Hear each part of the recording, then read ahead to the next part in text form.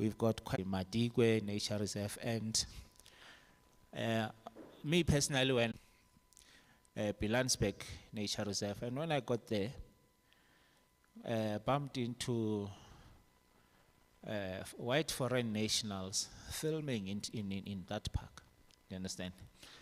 So I was why aren't we occupying that space?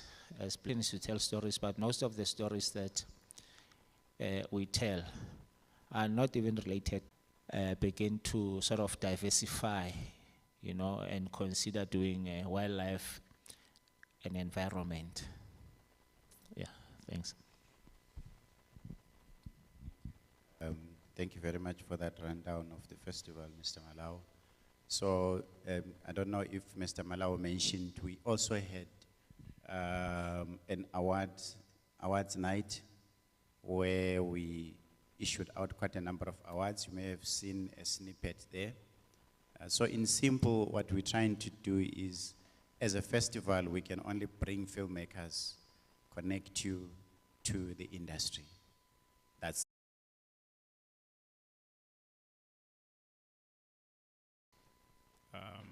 we're screening.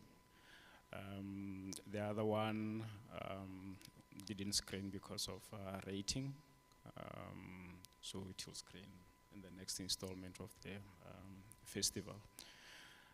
And last year we have established an arts council, which is going to deal with a new organ in it to deal with the arts, and so things are looking up.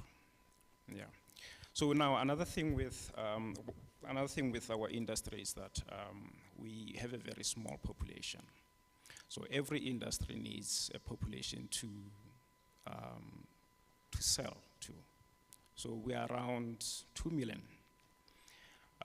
Industries like your Nigerian film industry, it has a large population, so they can sell to themselves. The Indian film industry, Bollywood and Tollywood, it's huge. They can just sell within themselves. So South Africa has a big population also. That's a market. So in our country, our market is not in the country itself, it's in the global space. Global space now, you need strong, you need quality in terms of technical quality and also conceptual quality. And by conceptual quality, that will mean we need to have something to contribute to the whole world. Like the Chinese, they contributed our Kung Fu.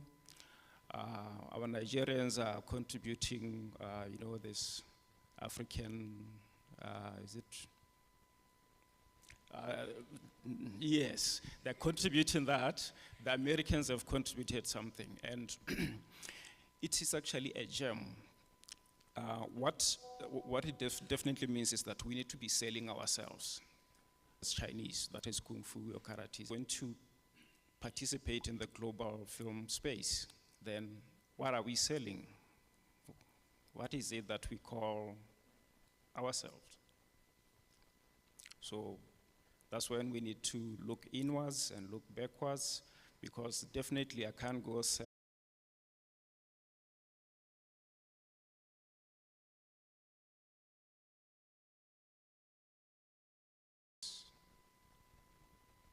Wow. Let me just add that and give it to the world. They want to take South African culture and give it to the world.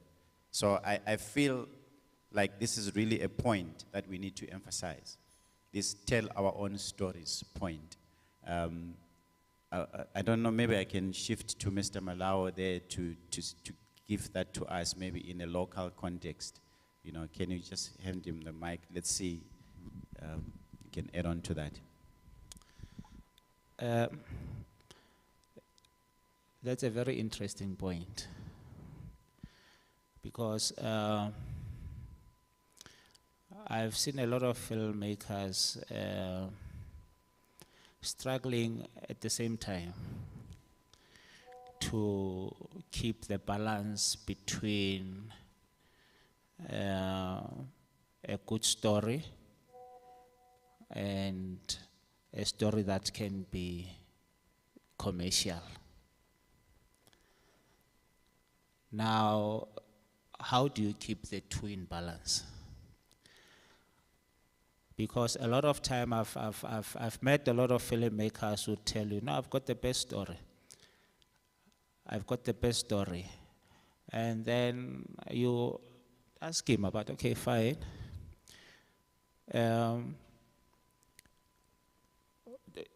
Does your story have global appeal? And then they get stuck. Especially more when you have to deal with new entrants into the industry. Everybody believes he's got a good story about himself or something that happened to family.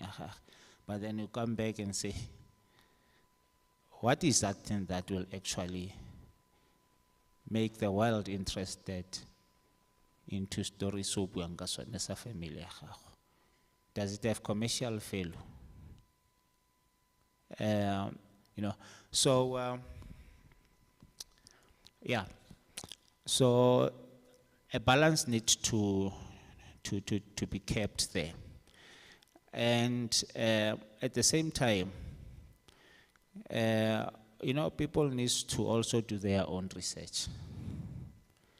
When you are going to tackle a big story, you have to make research. Because at the end of it all, your story is going to be questioned.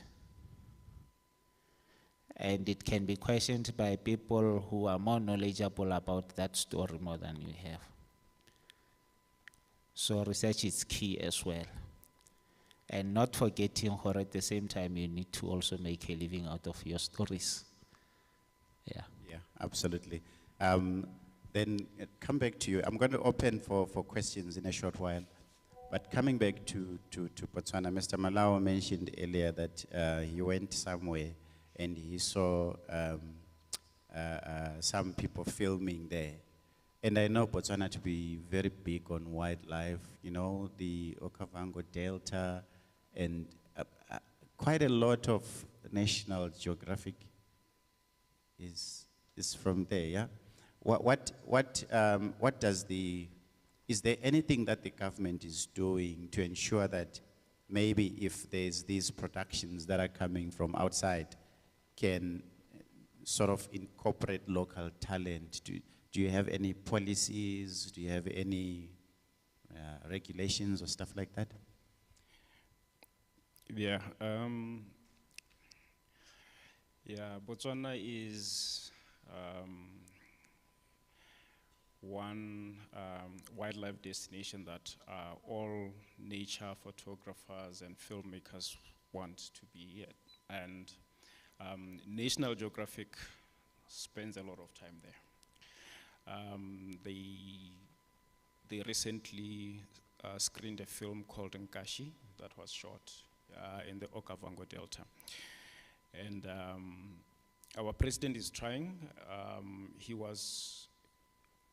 He had a meeting with National Geographic to get them to train and also involve communities that are in that area.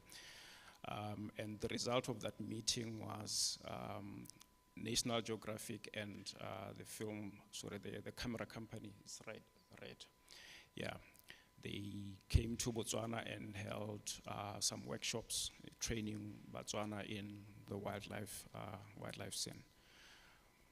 Yeah, so, and also we also have film associations. One is called Botswana Screen Society. It's working with the newly established as council to make it easy for Botswana to participate in the wildlife film scene. Yeah. Okay, wonderful.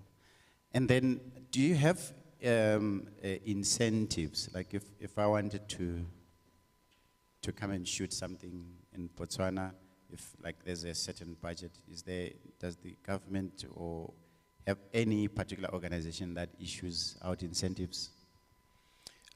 At the moment, it's a bit unregulated, but for foreigners to come and film, at the moment, they need to work with our tourism department, which isn't necessarily the film department. And now that we have the Arts Council having been formed last year, that's the body that will be regulating that. Even incentives for international, well-established film industries to come into Botswana, the body will be working on that. Okay, that's amazing. And young men, just take the mic and stand. See, I think locally in SA we have a lot of incentives, just how privileged we are locally. And some filmmakers are not even taking advantage of all these things that have been set up. You know what I mean? Whilst other countries don't even have those at all. When we travel to, say, Cannes, we meet filmmakers, some filmmakers from Nigeria have been saying, but you South Africans are spoiled. Because you get money. We have to look for money. We have to make sure there's a market for my product. You have to go and borrow money and pay it back. You know what I mean? So I think understanding how things, beautiful session. Let's open up for questions. Anyone with a question, just raise your hand so that the young man here with the mic can come to you. There's two gentlemen there.